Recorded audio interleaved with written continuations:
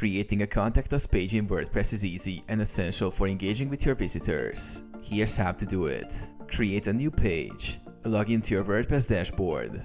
From the left sidebar, go to Pages, Add New.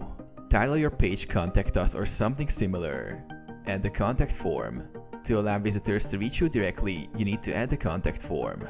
Install a form plugin. Install a plugin like Contact Form 7 or WP Forms. Go to Plugins, Add New, search for the plugin and activate it. Create a form. Once the plugin is activated, go to the plugin settings. Use the drag and drop builder to create your contact form with fields like name, email, message, etc. Embed the form. After creating the form, copy the form's shortcode. Go back to your Contact Us page and paste the shortcode where you want the form to appear. Add additional information. You can include your address, phone number, or a Google map of your location for better accessibility. Publish the page. Once you're satisfied with the content, click Publish to make the page live.